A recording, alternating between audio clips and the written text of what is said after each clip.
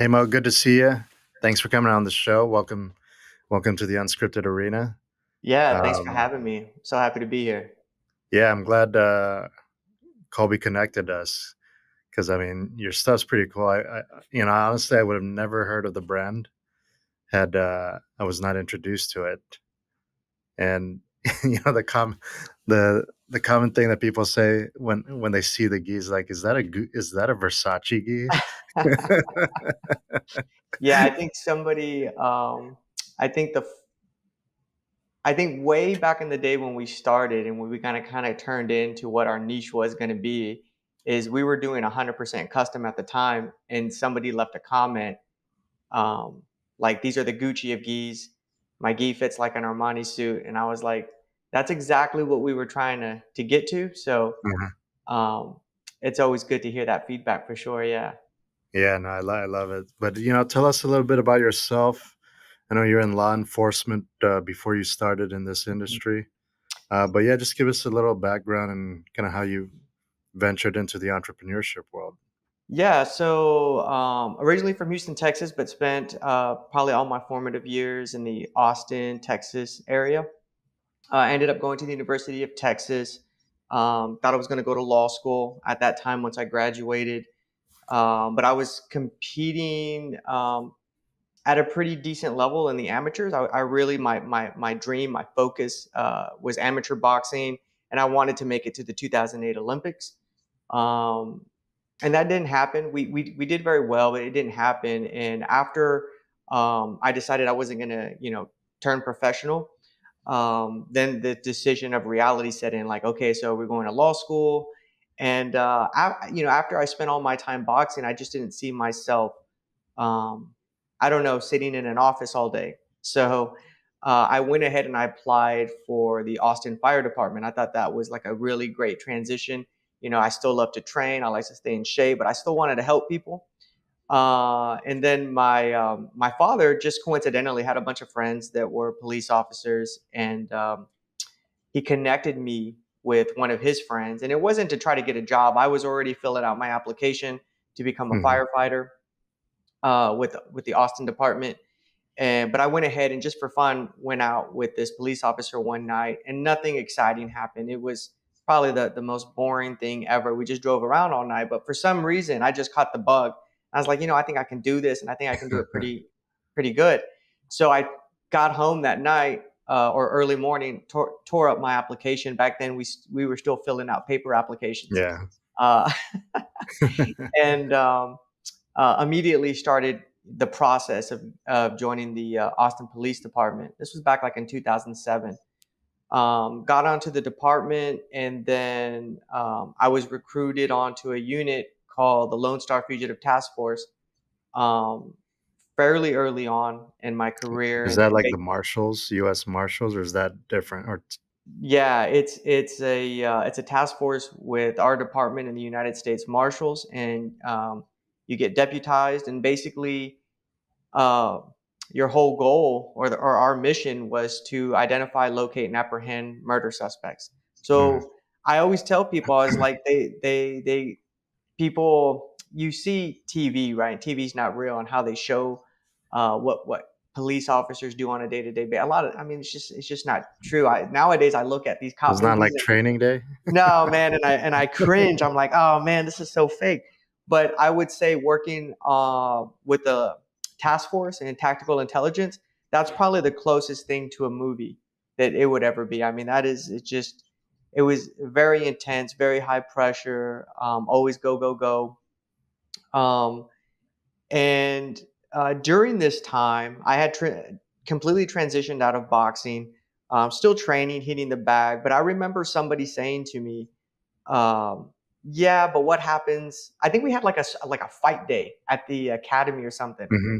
and you know, I'm a smaller guy. I'm very unassuming, but man, obviously I had the experience, so I did fairly well that day, and Yeah, and just uh, pure boxing. yeah, it was just pure. Exactly, there you go. It was pure boxing, right? So uh, people started to say, well, what happens when he gets taken to the ground? and me being, whenever you're a fighter at any level, you got to have a little bit of an ego. You have to have that mindset where you do believe you're the best, even if you're not, right? Like, it's Yeah. part of that mindset is what's gonna get you You to walk a the little different knowing you can fight. 100%. And so my ego was like, well, I would just knock them out before they got me to the ground, right?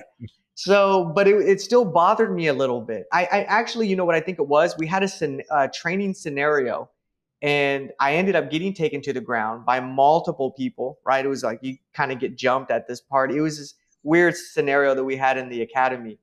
And it really shook me up a little bit. I was like, man, I didn't like that feeling of not being in control. Hmm. And so I said, okay, I got to go figure out what this jujitsu is, because people were telling me, if you want to be good on the ground, you got to learn jujitsu. So at the time in 2007, it's weird because Austin has become the mecca of jujitsu now, but back then Yeah. there was only like two black belts in the city. Yeah. It Um, was mainly strikers over there. yeah, you didn't Muay find a Thai lot of or high yeah, level boxing. jujitsu back then, and so one of them was Phil Cardella, and he had a school, Helson Gracie affiliate in South Austin. So I went out there, and I think the first day they matched me up with a female blue belt that was smaller than me, and it was the first time I was introduced to what a guillotine was, and Yeah. she tapped me out like back to back, Uh-huh. and I think a lot of people would have been like kind of tuck their tail and never show their face again, you know? But for Yeah. me, I was turned on to this superpower. I was like, wait, if she did this to me, and I know she's not stronger than me, Hmm. this is like a superpower, and I gotta learn this. So I didn't. I ended up not training full time jujitsu. It just life was getting in the way and stuff. But it was in the back of my mind that I had to learn jujitsu. So I think in 2013 is when I started training jujitsu consistently. Hmm. And I remember being at the gym one day, and somebody was trying to sell like gis out of their trunk, you Hmm. know, and I was just kind of overhearing the conversation, and he was like, "Yeah, the majority of gis are made in Pakistan," and I didn't know anything about. I never even Uh-huh. thought about gis before, right? Yeah. So, but what turned me on about that is my wife does fashion design. She's from Pakistan. And during the same time in 2013, Hmm. her and another friend who's a fashion designer were kind of starting the groundwork of creating their own company, right? Like they wanted to create their own collections, sell them online. Hmm. But when I heard this being talked about in the jiu-jitsu academy, I was like, man, this would be a great business for me to start. I think there would be some strategic advantage there, Yeah. um, just because a lot of her family is involved. They're either textile engineers, they have experience of running and working in factories for textiles because that's the main industry in her country. Hmm. And so I started doing my research, and I was like, okay, shoya rolls made over there. A lot of these big gis are made in Pakistan. So I asked my wife for I brought this to her attention. She was like, Uh-huh. I'm really trying to do my own thing right now, and you're gonna sidetrack me. And I was like, just please help me get this off the ground, and you won't have to run it. I'll Uh-huh. run the whole deal. But I need, the whole strategic advantage is the fact that you have these connections over there where these gis are made, and you Hmm. have family over there that can oversee the process at a much higher level, and really take it. We could really have great quality control on the stuff that we do, because a lot of the people, it's like anything else, right? Like there was a time if you went on Nike's website, I don't think it says it anymore, but it used to say we were not in the business of making shoes, we are in the business of designing shoes. Yeah. And a lot of the clothing industry, whether it's Louis Vuitton or Gucci, they're not manufacturing No, their own it's stuff. it's contracted. It's Exactly, contracted out. it's Yeah. outsourced. And so uh I felt like there would be this strategic advantage because we would actually have boots on the ground over there in the factory, just overseeing the product. Um, and fast forward 10 years later, I am not running this company. My wife is. She Yeah. completely went all in on it. It just became her baby, and that's kind of how we got into the gi business. But So, it's crazy because I remember when we first started, how the idea was just to create kind of like just like we would create a gi and put our name on it, which is RollBliss. And I uh-huh. had this crazy idea. I was like, people are going to see it and they're just going to buy it. And I look back on it now, and I'm like, man, I wish somebody would have just slapped me because it was so dumb to think that way. And we we I, ended up I, we ended up taking all the money that we had. It wasn't much. I think it was like $5,000, and uh-huh. we bought some inventory. Um, and I remember we put it on Amazon. And at the time, I'm still working on with the U.S. Marshals, and we Uh-huh. were looking for a guy that I mean, we're out there all night doing surveillance on his house, and we're looking for a guy who had basically sexually assaulted children, right? Hmm. So we had information that he was going to attempt to flee. He was getting his stuff together. He knew that we were out looking for him, and it gets to about 2, 3 in the morning, and finally, we've been doing surveillance all day, and the guy hasn't come back to this location where we believe he's going to come back. And then one of the guys on the team is like, "Hey, let's break this down, go home, get some rest, and we'll start it back up tomorrow." And right as we're doing that, we see our bad guy walking up. So we Wow. jump out, we arrest him. I think I have photos. We're putting him into handcuffs. It's pitch dark out there, uh, and I hear a ding go off on my phone. So after we had him in handcuffs, we put him in the car. I look, and it was the first gi that was ever bought on Amazon. So you get this notification, Wow. right? So I was like, "Oh my god, this is real! Like, you actually can put product on Amazon Uh-huh. and make money." And then nobody ever bought a gi again. It was like the one and only time anybody ever bought a gi, because it was ridiculous for me looking back, to think that I would create a gi, and let's say I priced it at $120, and then Yeah. you could get a reputable brand that people have actually heard of, like a Fuji or a Gameness, for the same price. And people are usually going to go with a more reputable brand. Like you said, I never heard of it, so I Yeah. wouldn't think of it, right? So you're going to go with usually what you hear, what's recommended, what you see.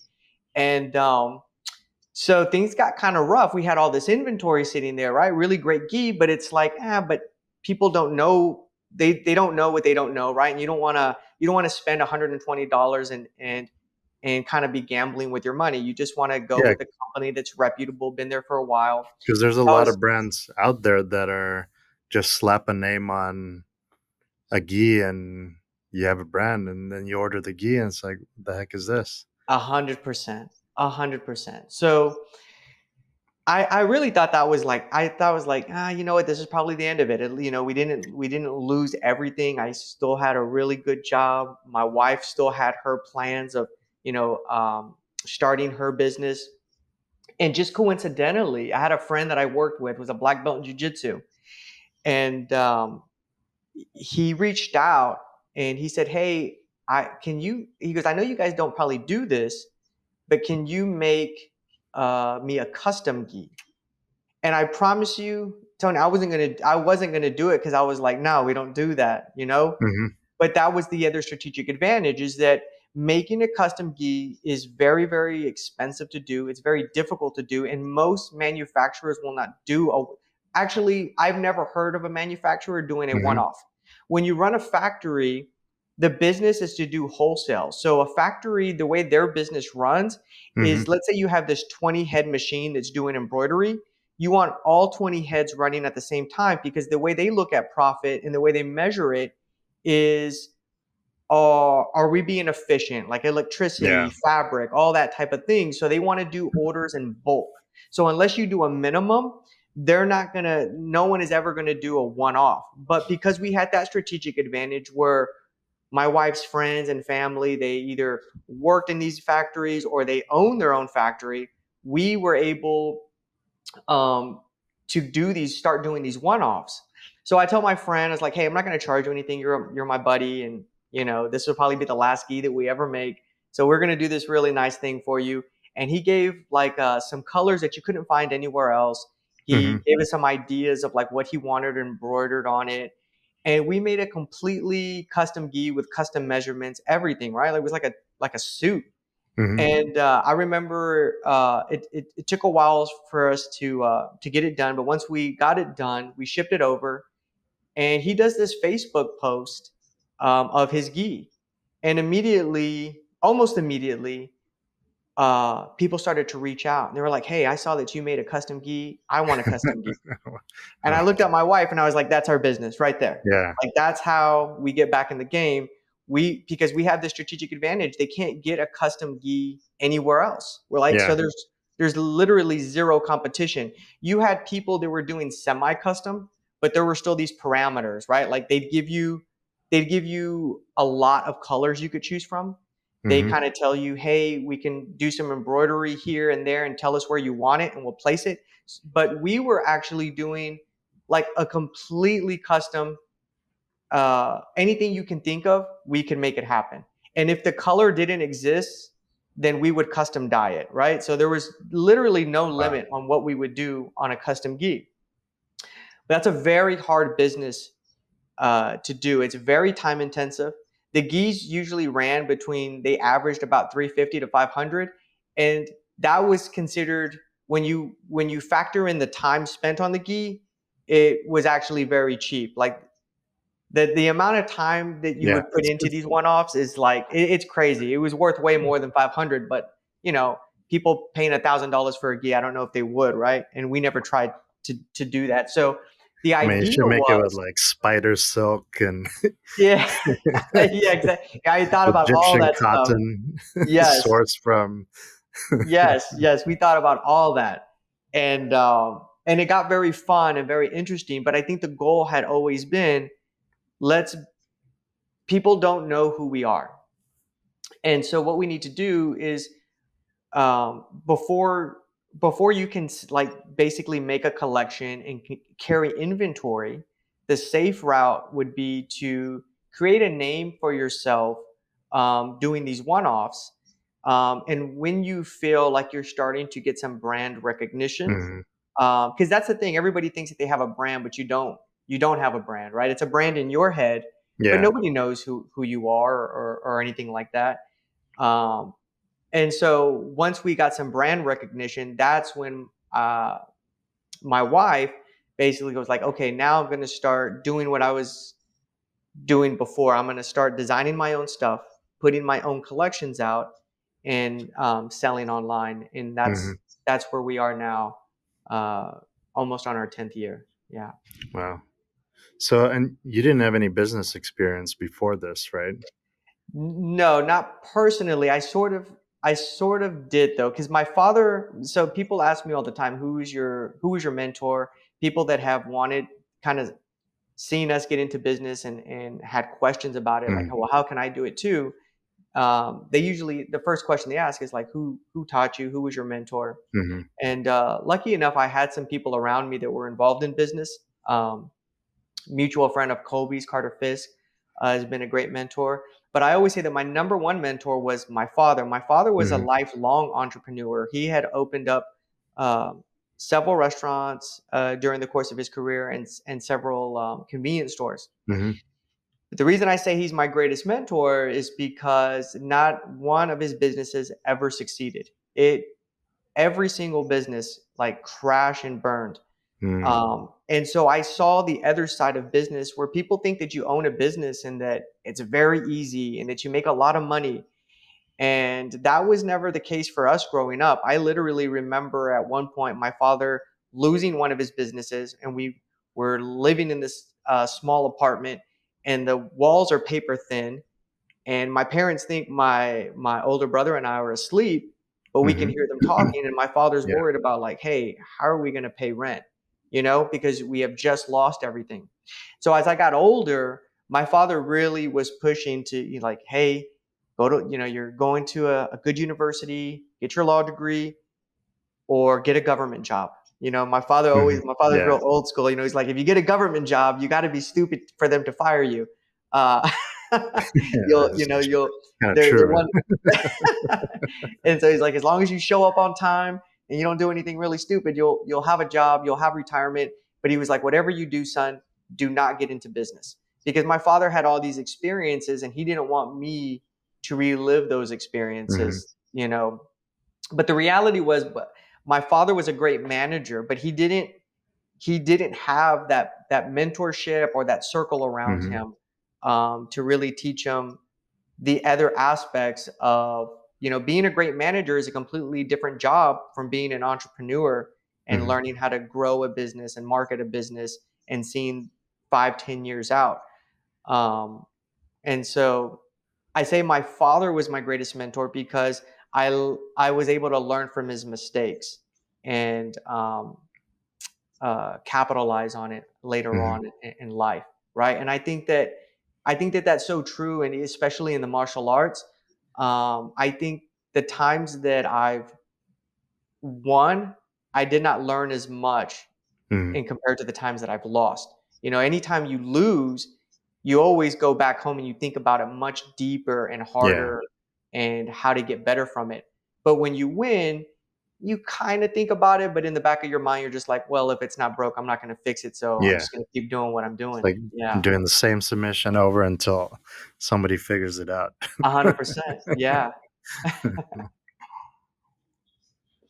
So going back to your experience as a working with a U.S. Marshal, um, what was that like in terms of you're learning jujitsu, and then was there a lot of stuff that you applied while on the force, or is just a totally different way of apprehending suspects?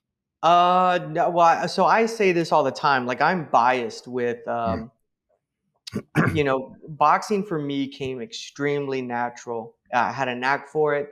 And so even though I'm biased, because I have this love and passion for boxing, people ask all the time, when they're talking about, hey, Mo, I want to learn self defense. What should I learn first? Should I learn boxing? And they expect me to say yes, because that's my first love. I tell them hands down, you should learn jujitsu. And there's several reasons behind it, right? Like, I still feel like even in boxing, if a person is tough and they're willing to stand in front of you and trade with you, even if they don't know what they're doing, but they're just willing to bite down on that mouthpiece and stay in there and you're going to get hit. And there's always Mhm. a puncher's chance, right? Yep. Um, but jujitsu was really like that superpower. Like I said, when this female took me down, I was like, I didn't know what to do. I had no options, and I feel jujitsu is really different in that regard. So, as far as law enforcement is concerned, I always stressed like jujitsu, and the reason why is because a lot of times what I found in that particular job was that you weren't getting into these knockdown, drag out fist fights. You weren't. It was usually people trying to get away, and Mhm. you had to Right. control them. And I felt like jujitsu was like tailored for that. You being able to take someone to the ground, get on top, stay on top until you Mhm. can get them in handcuffs. Right? It was very rarely. Very. I mean, it's happened in the course of my career, just because of the particular people we were chasing. But very rarely did anyone ever try to turn around and just say, "Okay, we're going to go." Yeah. It's happened a couple times, but the majority of the times it was you take someone to the ground, they're trying to get back up so they can try to get away, And Mhm. during that time, there might be exchanges where they're trying to hit you, but really they're trying to hit you to make you stop chasing them. They're trying to get away. And so I felt like jujitsu was that. Um, I think that's really the most important martial art for law enforcement. But I never really had to really use a lot of jujitsu Mhm.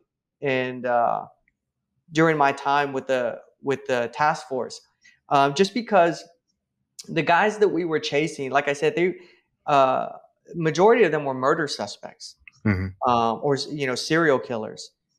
We've chased several serial killers during the course of my career, and so these people, they were usually people that had already made comments that they were going to die. They were willing to die before they allowed themselves to be arrested. Mhm. There were several times where the people that we were looking for had already set up ambushes for us, where it was we were set up for a gunfight. Wow. So we weren't going into these situations looking for like hand to hand stuff. I feel like that was more for patrol, you know, right? Yeah. Like you're out there by yourself, you're you know you're talking to someone, you pull them out of the car, and uh, they're doing something bad, but you don't know it yet, and you're caught off guard, right? I think Hmm. jujitsu is going to be very beneficial for any law enforcement, but I think for patrol, for us, it was more about strength in numbers, Hmm. having good tactics, and getting people to understand, getting the bad guy to understand that there was no way out, and that I would say I would say almost everyone we ever went after, they surrendered peacefully. Okay. There was only one person who did basically take himself out before he would allow himself to get captured. It was a serial killer at the time known as the Austin Bomber, and just Mm. as we were about to apprehend him, he ended up blowing himself up. Wow. Yeah. So you got some stories then. Yeah, it's crazy. I don't really think Yeah. about it anymore, unless How far people removed are you from that 2020. world? So Yeah, 2020. 2020. So And that was the height of the defund the police, right? it was, Movement. yeah, it was, So and how much of that did you encounter? And what was none of that it, like? none Okay. of it. So a lot. I remember when I was leaving the department, people automatically assumed I was getting these phone calls when they saw me turn in my letter that I was leaving the department, and they were like, "Oh, Mo, we get it. We completely get it. You know, it's a tough time with morale right now." And to be honest with you, my unit was never really a part of any of that. We were so insulated and isolated from actual, like, we were in a federal building.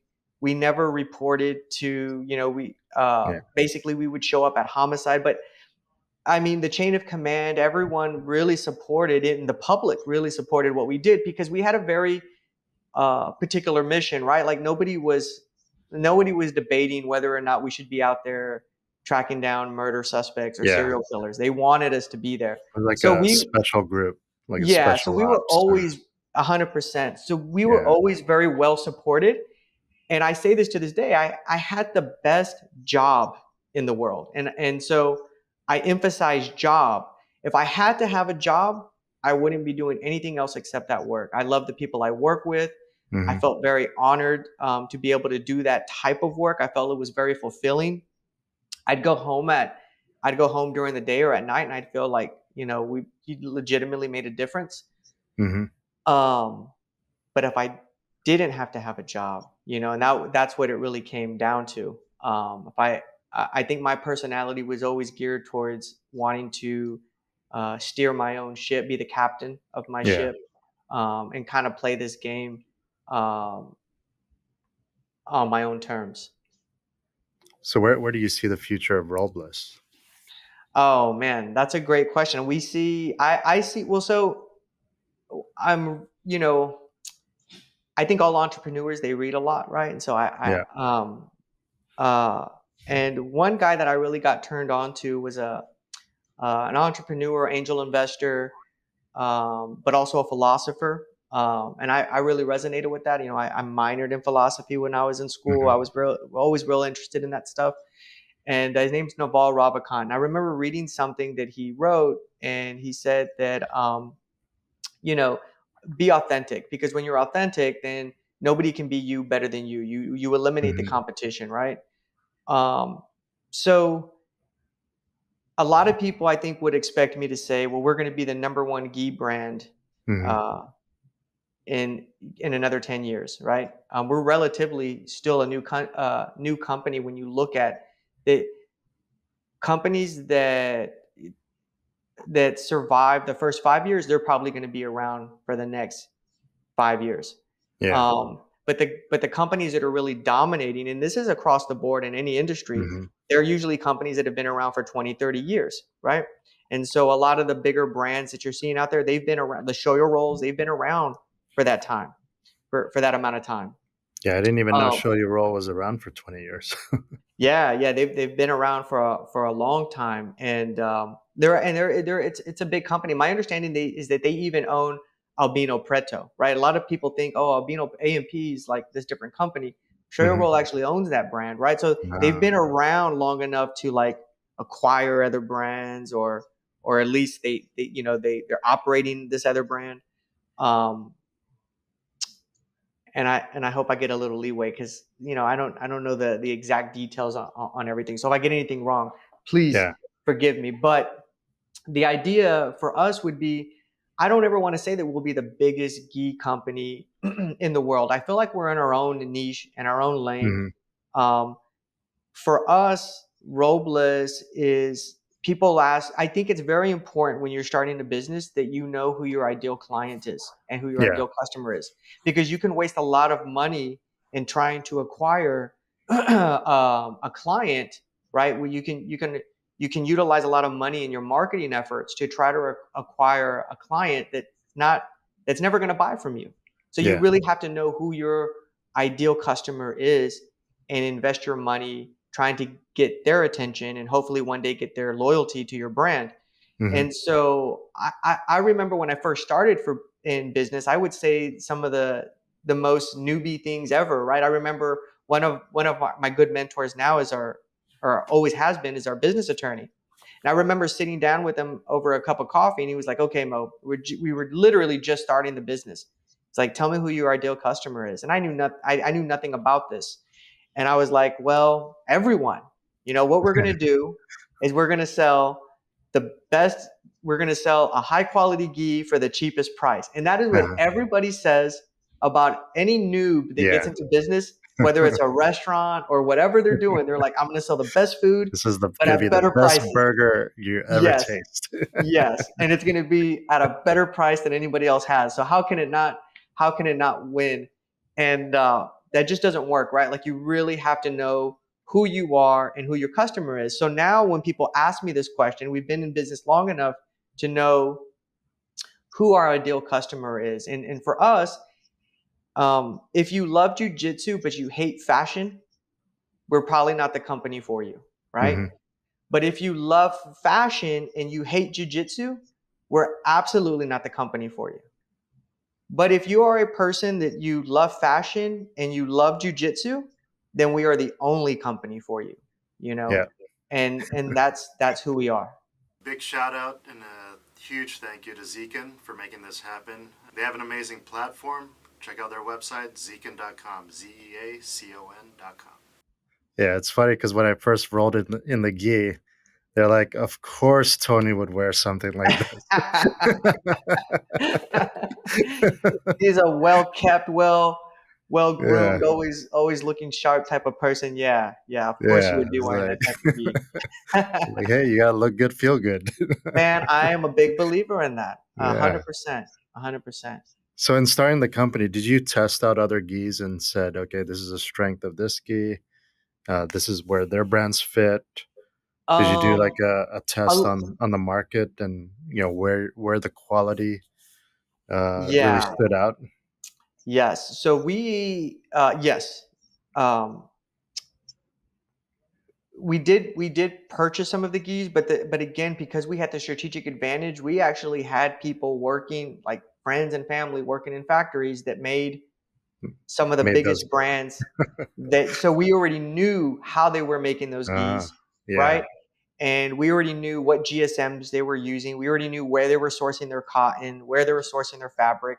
Mainly, everybody was sourcing it from this, one of two places at the time. You know what I yeah, mean? So like, a, there was a lot of stuff. Like, if you got on Reddit, people would be, well, this gi really isn't any different from that gi, except this gi has a brand recognition and this one doesn't. And there was hmm, a lot of truth to that, um, which is one of the things that we wanted to kind of bring to the table, is that we could change the game because we had the strategic advantage of having friends and family that we could start basically our own factory overseas. hmm, And now we would have control of where we got our fabric, and how we produced our product. yeah.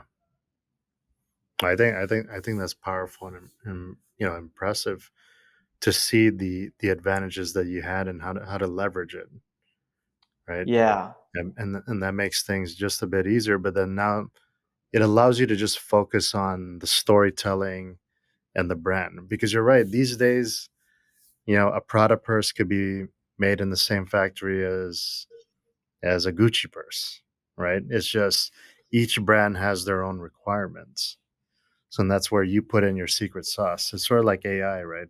AI is available to everybody, but it's what people put into it that gives them a customized output, Yeah, absolutely. right? And if you Yeah, look at a model that's out there in the custom suit world, you have your J Hilburn, you have your Indochino, and those people are able to produce one-offs every day, right? So it's tailoring your factory such that it allows for the mass production, but also customization on a one-to-one level. absolutely. Yeah. Yeah. So what other products are you guys looking to launch?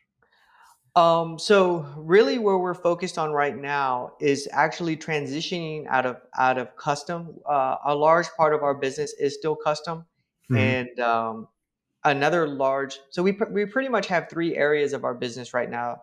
We have our e-commerce, which is fairly new, about a year and a Hmm. half, but that's where our main focus is. That's really where our passion and our heart has always been, is to create our own collections, keep them in stock, and people are able to purchase them online. Up until a year and a half ago, we had a website, but you couldn't purchase anything off the website. There Ah, was no inventory. It was You would call us and you would give us your ideas on a custom one-off, and we would create it for you. Um, Being able to go to our website and be able to look at various collections that we have in stock is something fairly new, but that's where we see our business 100% of our attention going. But basically, right now, our business is kind of broken into three areas. hmm. It's the e commerce, and then we have one off customs that we still do quite a bit of business for. And then another portion of our business is that we work with several academies and making their own label Ah, of yeah. gis. So we do have a wholesale side of things, but really where we're 100% focused on, and not 100% focused on. I mean, we're focused on all those areas right now. Where we would like to eventually get to is where we can focus primarily on building out our e-commerce and build, because when you do that, you're really focused on building your brand, right? Right. And that's where we would like to get to, and what we're working very hard on right now. And how are you getting the brand out? Yeah. So, 'Cause I see a lot of I see like you're around a lot of the jiu-jitsu tournaments and MMA fights. yes. So, depending on who you talk to, everyone's strat or what book you read, everybody's strategy is a little bit different. Some Hmm. people are like, it's all Google ads, it's all Meta ads, it's all influencer marketing. And I don't think it's actually just one thing. I think it's figuring out. I think it changes. I think it's all of them. Hmm. And sometimes it's more Google than Meta. Sometimes it's more influencer than the ads. And so I just think you kind of have to constantly keep your finger on the pulse and see where your clients are moving to, where their attention is, Hmm. and kind of be in that space.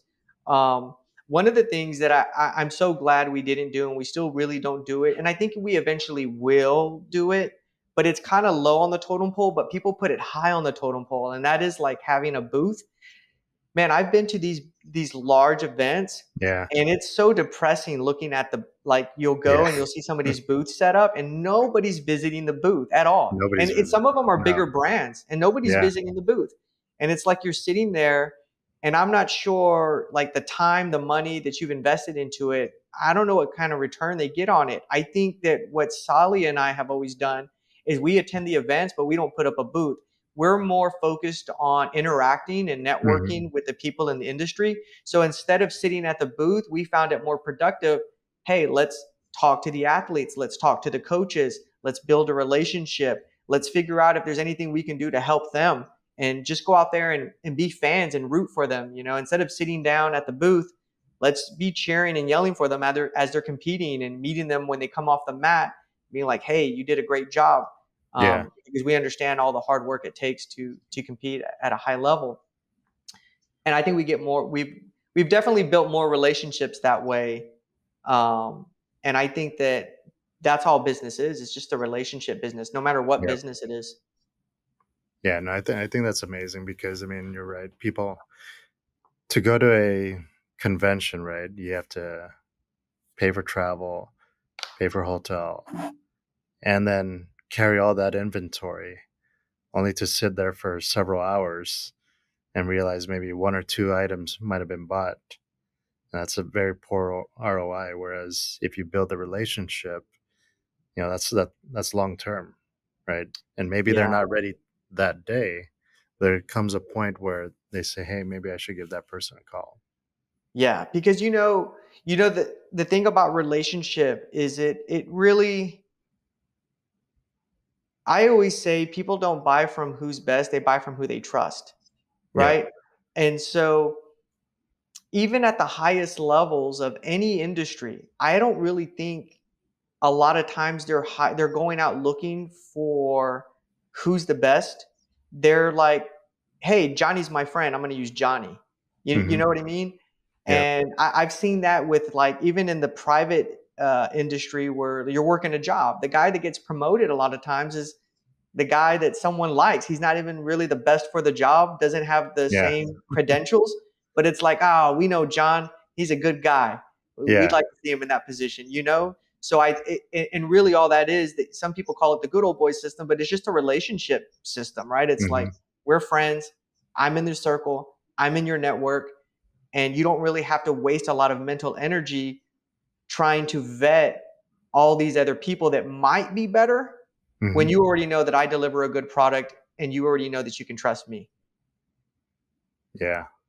No, I mean that's true. I mean, even in my industry, it's who do people like?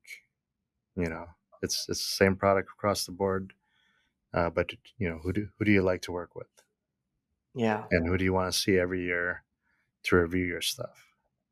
Yeah. So And who do you want to deal with all the time, right? Like, this guy yeah, might be really good, but do you really want to be on a phone call with them, or be working in the office with them every day? It's yeah, like, when we used to recruit new people to our back, when I was working with the task force, that was always a big one. We would sit down. Rarely would we have openings, and it was very difficult to get hired onto that unit. hmm, But when opportunities did present themselves to recruit new people, um, we would sit down as a team and think about, okay, there's these three people and they're all really good, they're qualified, but who do we want to sit for 17 hours a day with, hmm, and that we can actually tolerate, and yeah, so personality and chemistry, I think, plays a big role in business. And I think, because whenever you're doing business, you should be thinking long term. It's hmm, if you don't foresee yourself doing business with someone for the next 20 years, then don't do business with them for one day, right? And yeah, so you got to see who you can be. And that's just something I ripped off from Naval also, right? He always talks about playing long-term games. And I think that chemistry plays a role in your ability to play long-term games, right? Like, can you have this long-term relationship with someone? Because if you can't, no matter how good they are at what they do, what's the point? Like, hmm, you're probably not going to be doing business with them in the next 6 months, just because that chemistry is not there, and you guys don't mesh well. yeah, yeah. No, it's true. Now, going back to your experience as a working with a task force, what were the commonalities of the people you chased? What made them who they were, based on Whoa. all the dossiers and research that your team conducted? Um, Man, that's a hard question. And by no means did I wasn't a profiler or anything like Mhm, that, or don't have the experience for it. But just from all my years of chasing people, a lot of times what we would do is we would dive deep into who they were, because this would allow us to know, um, kind of, their network, and who would they most likely reach out to help, or to ask for help, in order to get away. And that mhm, would allow us to kind of cut them off, right? Like, okay, they're probably going here next. And when you're doing this deep dive into their history that way, one of the commonalities is that most of these people were victims themselves at one point, right? Mm, I remember one case in particular that kind of, and that's not, that doesn't mean that that's an excuse for anything that they've done. I mean, I have two cases that I worked um, that kind of drive that point home. One of them was a child abuse case. We mm, didn't work a bunch of child abuse. Like I said, most of the stuff that we did were murders. But sometimes when another unit would ask us to find someone for them, mm, if we had the time, we would do it because that's what we were really good at. And so I remember one case being handed over to me, and it was a guy that was he was like a mid-level narcotics distributor, mm, but he had a warrant for child abuse. And so I was reading through what the warrant, basically the probable cause, what was this about, and basically I want to say, because this was years and years ago, I want to say that he was taking care of his nephew. His nephew, I don't know, did something wrong at school, and it was a young child, maybe about 10 or 11. mm. So he takes the nephew upstairs and he takes an electrical cord and whips him with it, right? Wow. So this is what this is where this is where he gets the charge for child abuse.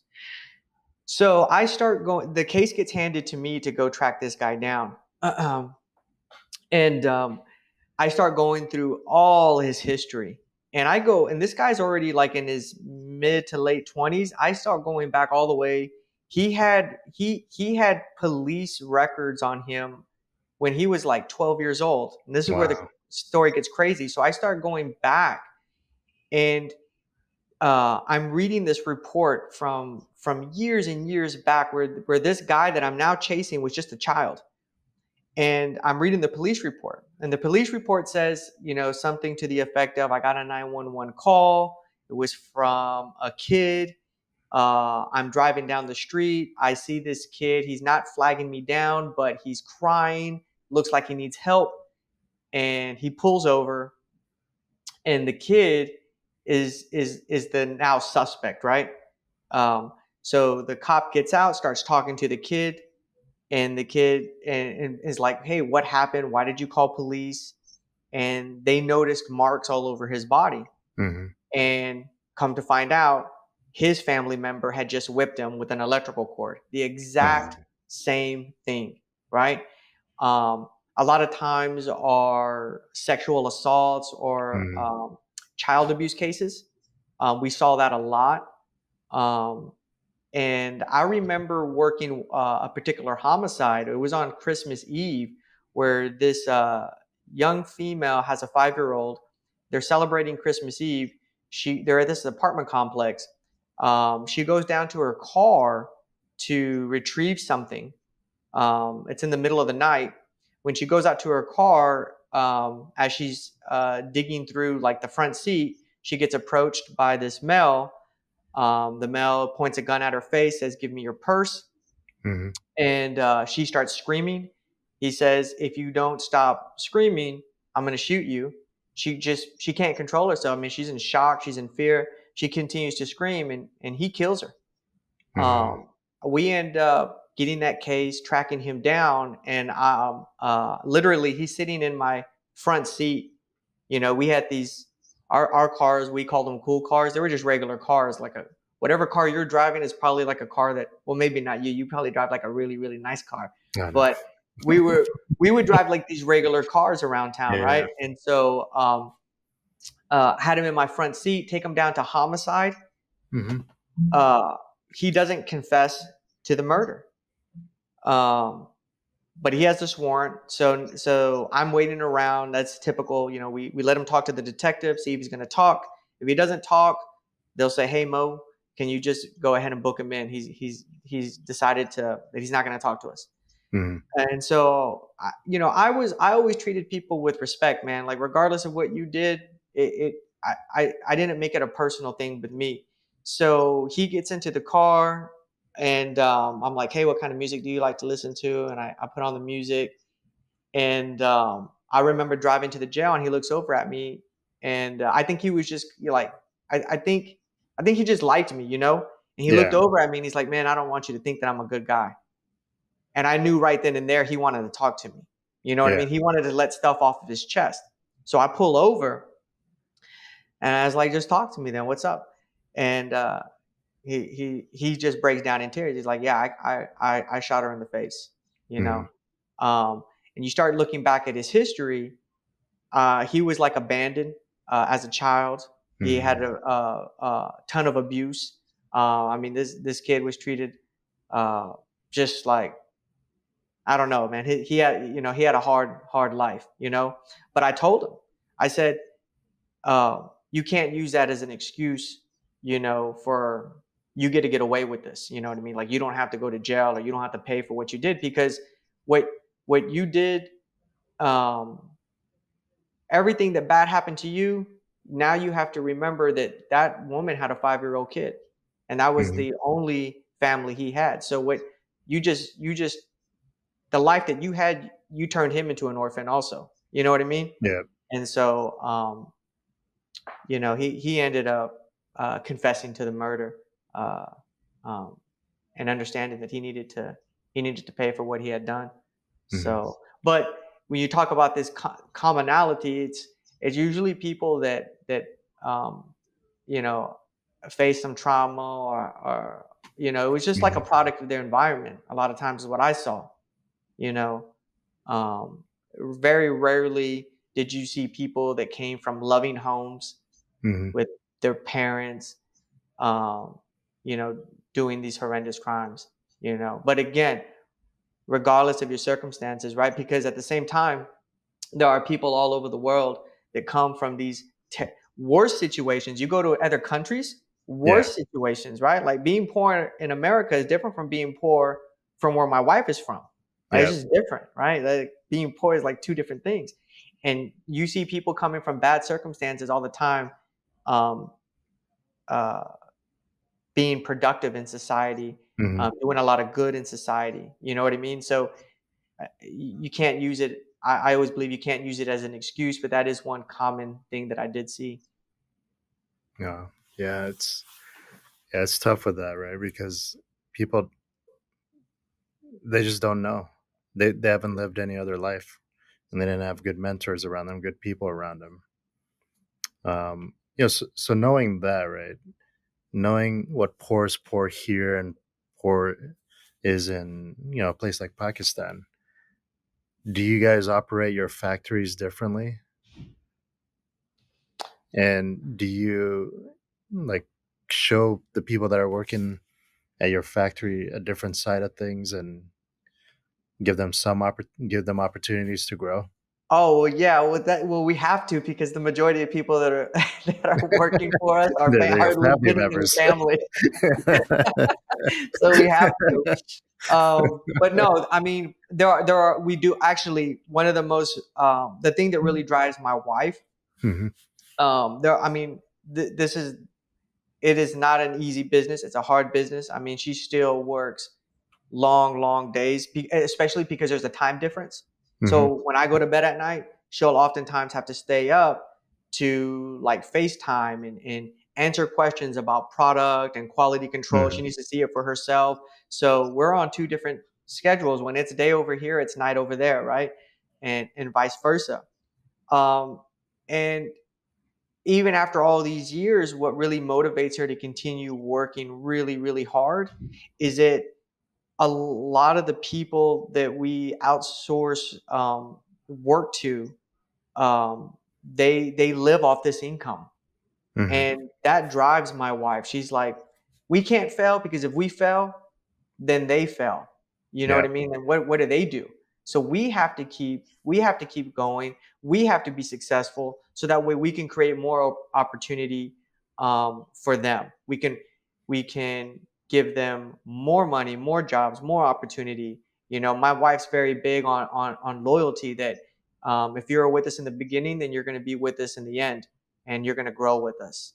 You know, Mhm. um, and but RollBliss has gotten to a point now where we have like we have people that do work for us here in the United States as well now. So Mhm. It's like the person that runs our social media and does our videography now.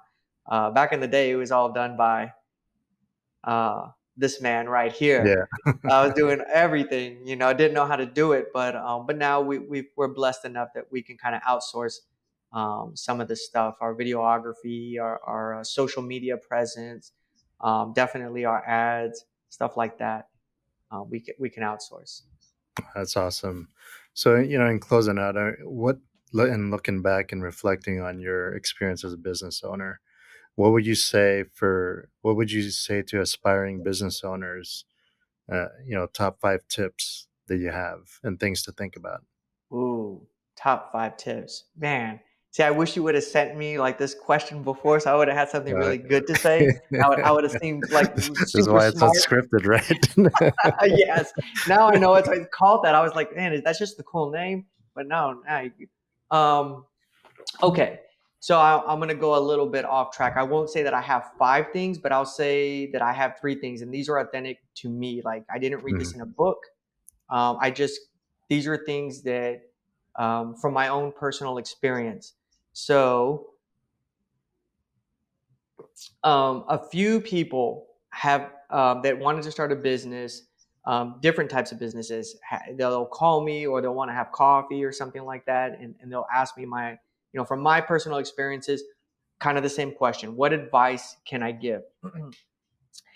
And what I say is a couple of things. First of all, there's no right or wrong. I say this about jujitsu too. The other day, I was teaching a class and I was Mhm. telling people, I feel like a teacher and instructor is not about showing you the way, it's about helping you find your own way, right?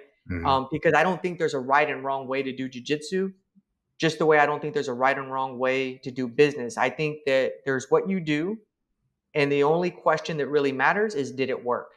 And if it works, then who can tell you that it was wrong, right? Mhm. You might be able to do it better or more efficiently, but it wasn't wrong. But people usually aren't satisfied with that. They're like, "No, you're just trying to dance around the question. Give Yeah. me something I can operate under." And I say, "Okay, look, business can be as complicated as you can make it." And I'm a guy that can overcomplicate things sometimes. Mhm. So it was beneficial for me to really boil down business and make it simple. And I basically broke it down into 3 things, and these are the 3 things that I'll always advise people to do in business. And I say all 3 things are of equal importance. One can't exist without the other. So number one is have a great product or service. If you don't have a great product or service, then you really there's nothing for people to really buy, right? But at the same time, if you it cannot stand on its own. You can have the greatest product or service in the world, but if Mhm. you don't have great marketing, it doesn't matter. And the example I give for that is, let's say I had the fountain of youth in a bottle, but nobody knew that I had it. You know, Mhm. you would probably say, Mo, you're going to be the richest guy to ever live. I mean, who's not going to buy that? But if people don't know that the product exists, they will not buy it because they don't know that it exists. So it's not enough to have a good product. You have to have great marketing. But on the flip side of that, if you have great marketing, but you have a mediocre or garbage product, they'll only buy it one time Mhm. because your marketing was so good that it convinced people to buy your product, but then they realize it's garbage and that they got, duped, Yeah. and they'll never buy it again. And then number 3 is always be working on building trust, right? So number one, develop a great product or a great service. Number 2 is make sure you have great marketing to let people know about the product and service you have and why it's going to benefit their lives. And then the most important thing you can do from that moment on is build trust. Building trust to me means being disciplined and consistent in the service that you provide. It means always doing what you say you're going to do. Mhm. And the reason why I believe that's so important is because ultimately, where real money is going to get made in business is when you build a brand and you develop customer loyalty. We don't look for customer service. Customer service to me, like, or customer satisfaction rather. Customer satisfaction to me is like I walk into a restaurant and as I'm leaving, the host asks me, "Were you satisfied?" And I'm like, "Yeah, it was a good meal. I didn't have a bad experience." But that doesn't mean that I'm coming back. Mhm, Customer loyalty is, I think, what every business should be striving for. And what customer loyalty means is that you see this. There are certain products, Apple, there are certain people in this world, they will never buy an Android phone. They will mhm. only buy an Apple phone to the day that they die. And that is customer loyalty. And that can only be built when you spend all of your time developing trust, right? So develop a great product or service, then put your energy into figuring out how you can make people aware that it exists, which is marketing, and then spend all your time being known as a very trustworthy person. Always deliver on and do what you say you're going to do, because at the end, people will not buy from who's best, they'll buy from who they trust. Those are my No, three. yeah. No, thank you for that. That's true, right? People need trust, and in today's world, there's just so much going on with corporations and inflation that people are starting to question: am I spending my dollars in the right places with the right brands? So developing that trust, developing that loyalty is super important. I think in today's world more than ever. Yeah, me too. Yeah. 100%. Well, hey, thanks for coming on the show. Really Man, thanks appreciate for you having sharing your me. story, and maybe next time we'll dive deeper into the U.S. task force. All right. Yeah, yeah. I'd love to do it Yeah. again. This was so much fun. I appreciate it. Well, thank you. Thank you, my brother.